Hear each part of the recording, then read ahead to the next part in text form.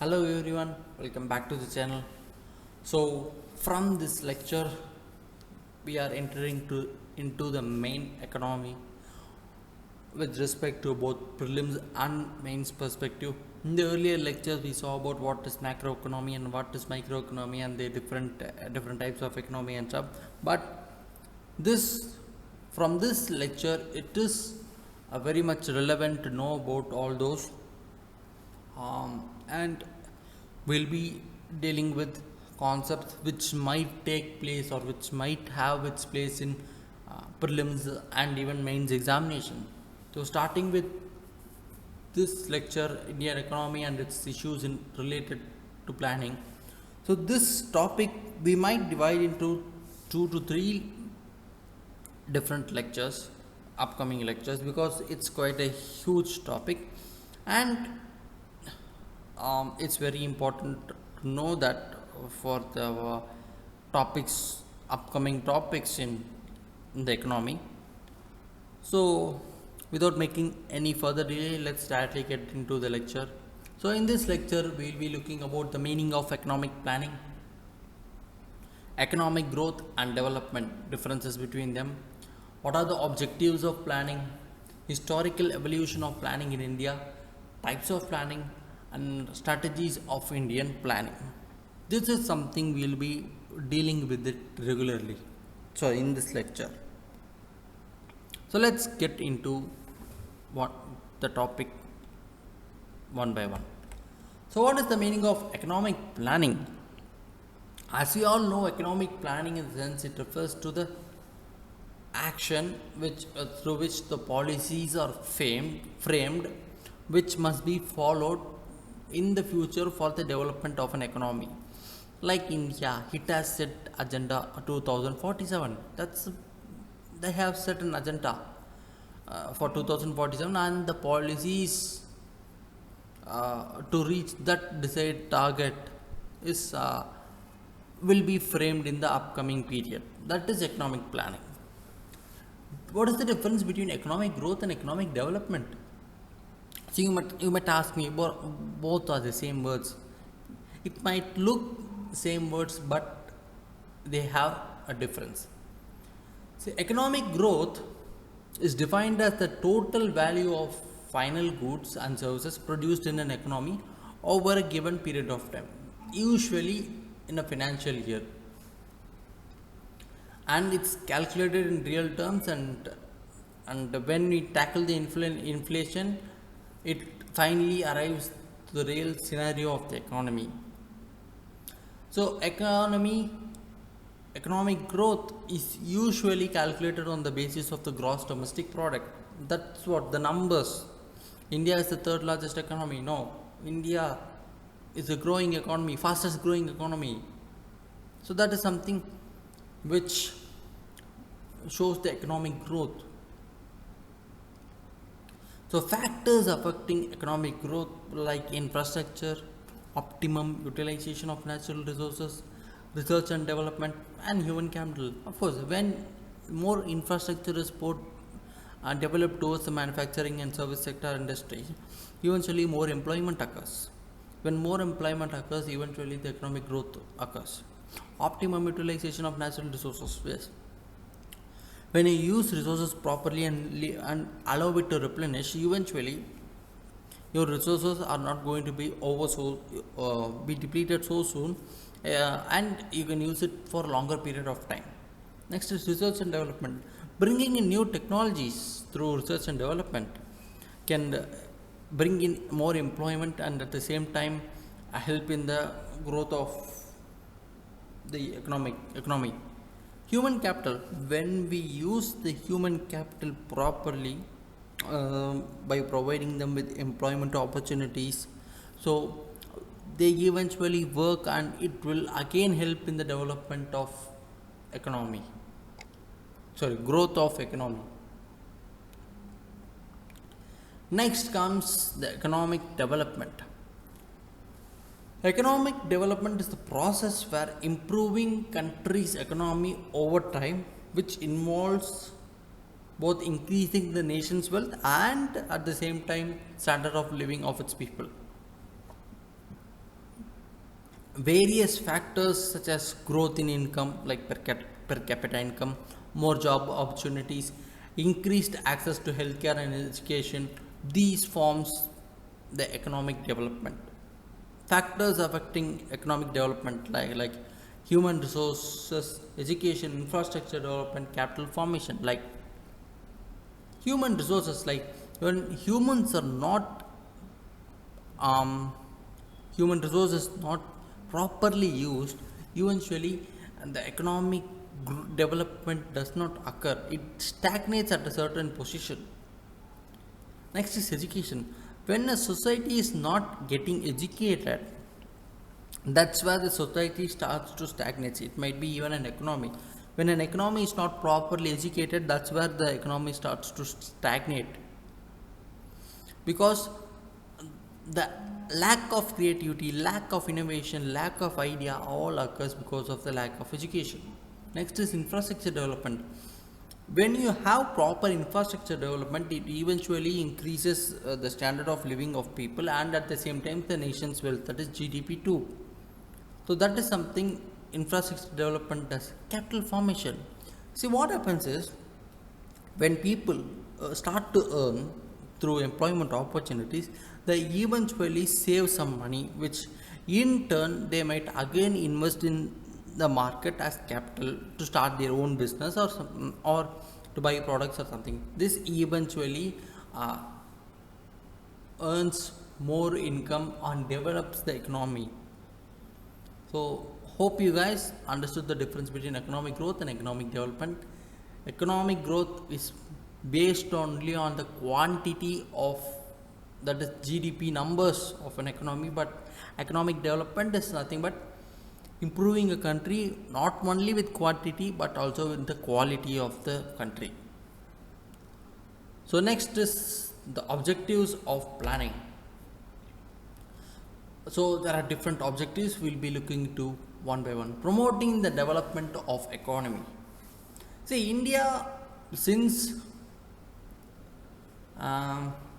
its independence, had its primary focus on the economic development, which is measured in terms of GDP and per capita income. So that is something India needs to improve. Ever since the independence, or usually all the countries around the world are focused on increasing their economic growth and development, which is eventually measured in economic growth and per capita income. Next is attaining self-sufficiency. We all know that India post independence imported a lot of grains, basic necessities to even um, satisfy the local population. But on the later part, India also aimed to achieve the self-sufficiency through various revolutions like revolution, white revolution, blue revolution, yellow revolution, green revolution, in which also expand the face of its exports through economic planning, which saw significant development during the financial year third 5-year plans, which ranged from 1961 to 66.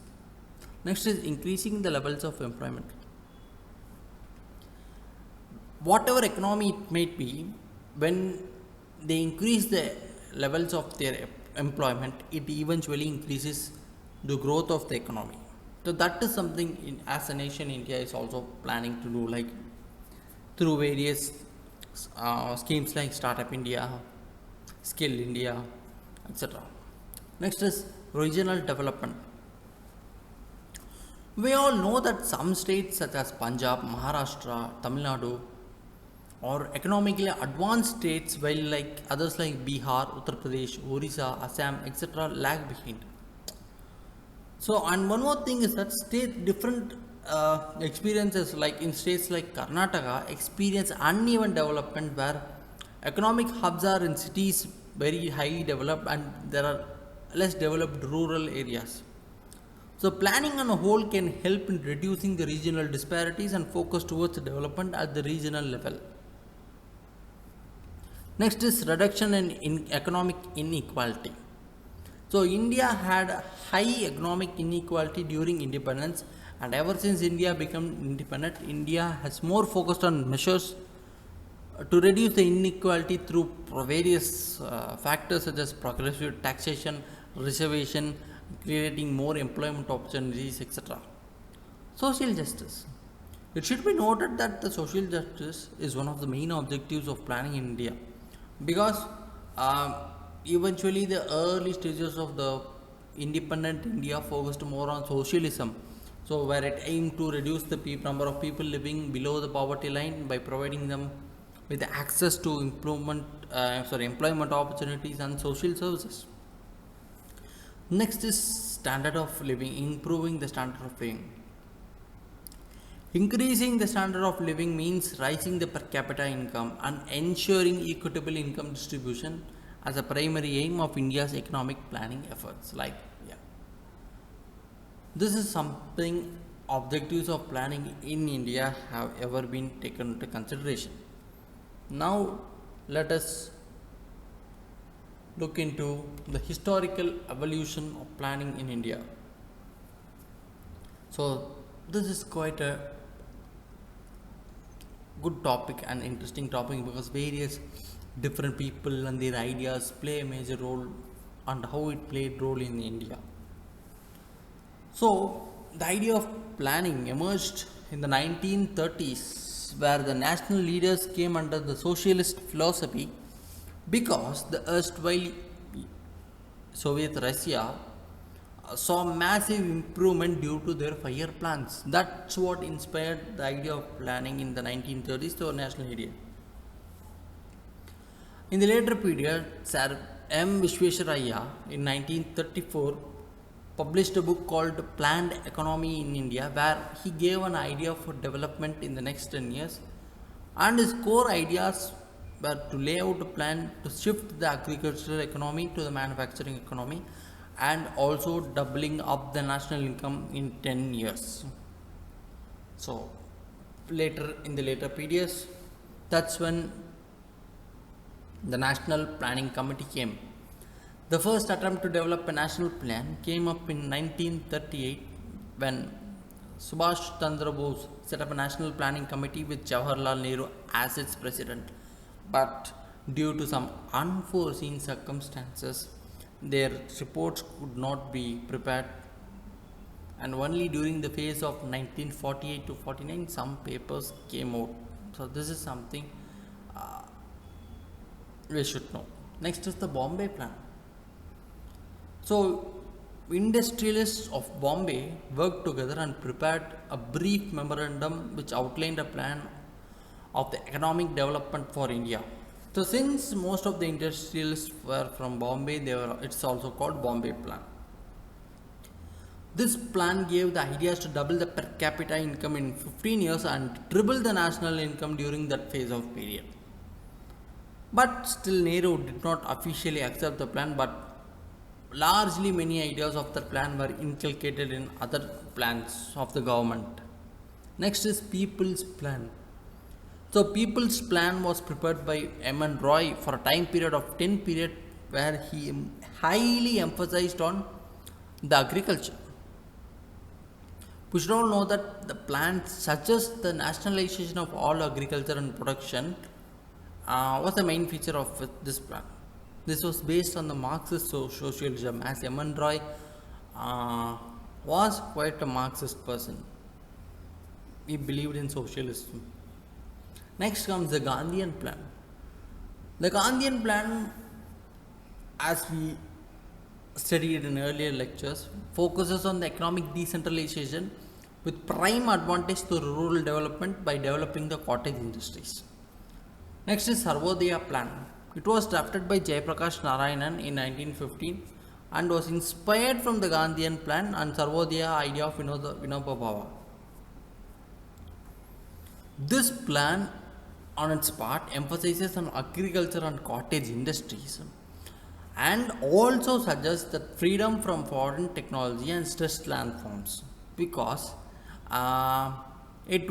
he felt that it would not create any problems when everyone is doing their own work. It would not interfere, and when new foreign technologies are not in India, or in the economy, there will not be any inequality in that. So he also suggested the decentralized participation of planning. Next comes the Planning and Development Board. So it's very simple. The British government set up the Planning and Development Department in 1944, but due to some reasons it was abolished in 1946. Next is Planning Advisory Board. It was set up in the October 1946 by the interim government to review the plans and future projects and make recommendations upon them. So, so this is where the main planning started, I would say. Next is the Planning Commission, the main important part of the planning part.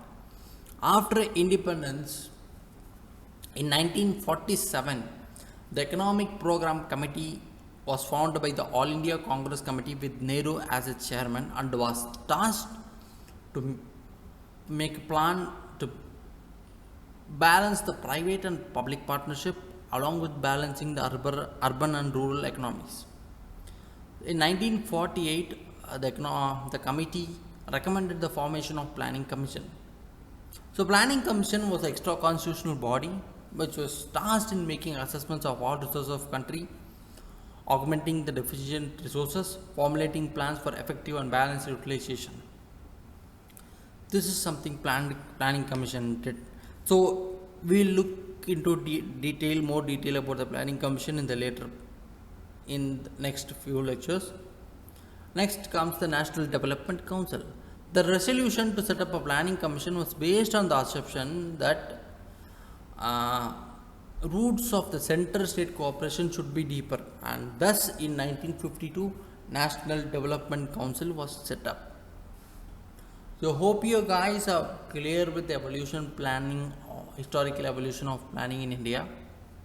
Next, let us go with the types of planning. So here again we have different types of planning. Imperative planning, it refers to centralized planning and implementation of allocation of resources, and is mostly used by socialist countries like China, because all the aspects are controlled by the state. China, North Korea can be said as an example. Indicative planning, here what is actually the government sector, a government indicates some broad principles and guidelines to achieve some goals. Government sets it. However, it does not control the private sector to achieve the target, but still it gives the private sector, the state gives private sector full assistance to achieve that broad principles or to achieve those goals. A good example can be cited as France, where they do that. Next is the structural planning. It aims to change the existing structure of economy. For instance, we can say like shift from the capitalist economy to the socialist economy can be called a structural change. And this type of planning helps in the accelerating the phase of the economic development. Like in the recent past, there's nothing like structural plan which can be seen, but in the earlier parts, Russia can be said as an example. Next is functional planning. The plan suggests that the existing structure be corrected and modified rather than changing or building up a new structure. Like, for example, changing some points in the capitalism without changing into socialism. This is called functional planning. Next is centralized planning. The framing, adopting, execution, controlling is all done by the central planning authority.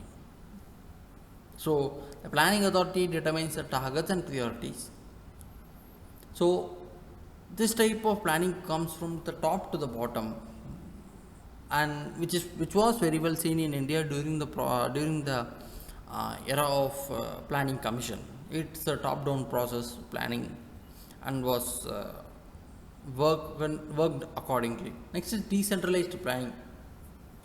The responsibility of planning here lies with the local and regional office who work on the economic decision of the plan. The planning starts from the bottom to top, which can also be said as grassroots planning.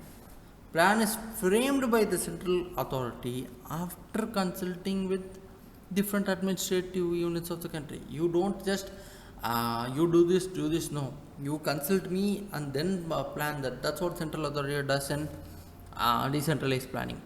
Next is the perspective planning. See, it's nothing but it's a long term plan of 15, 20, 25 years, which are broken into smaller plans such as 5 years.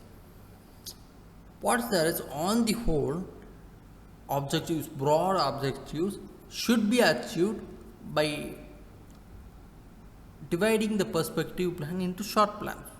Like say you set a plan like making the economy as a developed economy by 2047, and you divide that target of 20-25 years into 5 parts or 5 years plans, 6 year plans, 4 year plans according to their age. That is what perspective planning does.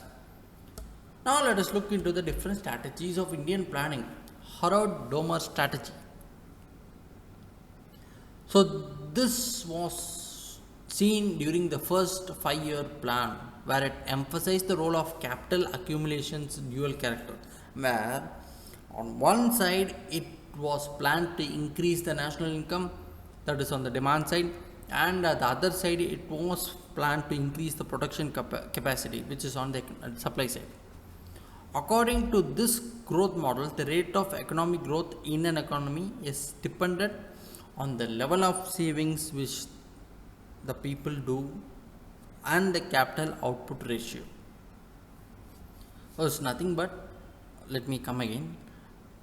Harrod-Domer strategy is nothing but its accumulation, role of capital accumulations is dual character, where on one side it increases national income and the other side it increases the production capacity.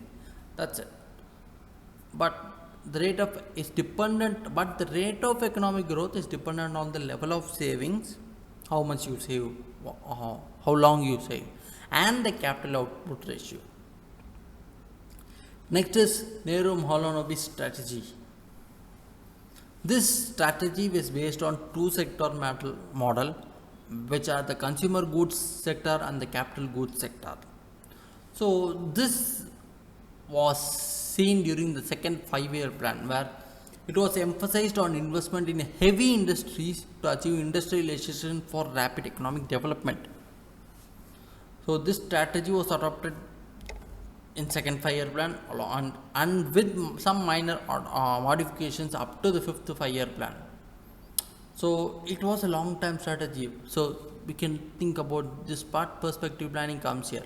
Industrialization came here, but it was planned for a long process and broken into different pieces. Perspective planning comes into this Nehru-Mahalanobis strategy.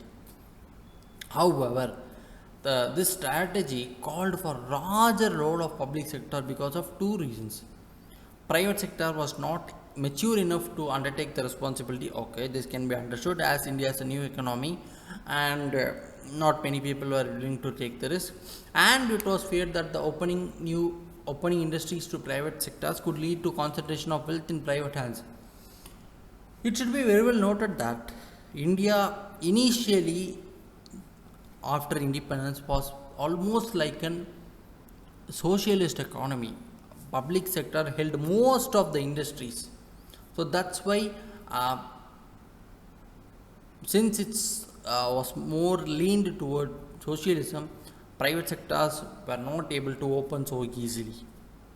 Next comes the Gandhian strategy. It was developed by Acharya Sriman Narayan Agarwal in his Gandhian plan in 1944, where its objective was to raise the material as well as the cultural level of masses to provide the basic standard of life. So in the Gandhian strategy, what they emphasized was the scientific development of agriculture along with the rapid growth of cottage and village industries. So you have to remember that if it comes to Gandhi, cottage industries, village industries, decentralization, that is something Gandhi has always spoken about. Whenever you get something questions related to Gandhi with respect to economy, look for decentralization, agriculture, village industries, cottage industries, and you will definitely find it correct. Next one is the LPG strategy. The concept of liberalization, privatization, globalization is known as the LPG strategy. It was introduced under the Narasimha Rao government due to the economic crisis of 1991-92.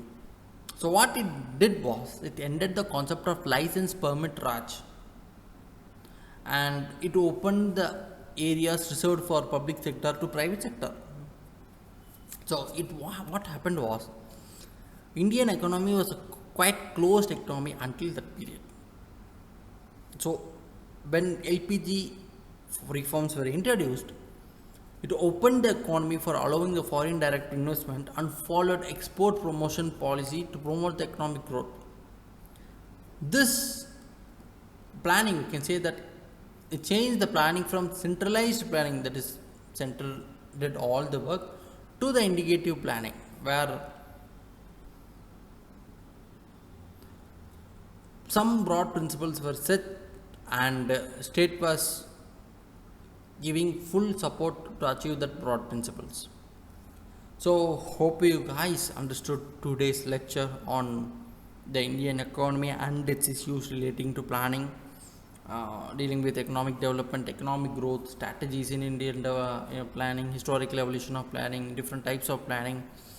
So this chapter is not yet over. We'll be dealing in the other lectures, in the upcoming lectures. We'll be reading with the same unit and we will be working on different topics of the same unit. So hope you guys understood today's lecture. Do like, share and subscribe the channel and the video. Kindly comment your doubts and we'll reply your doubts to make it clear, to make the concepts clear. So thank you guys, see you in another topic.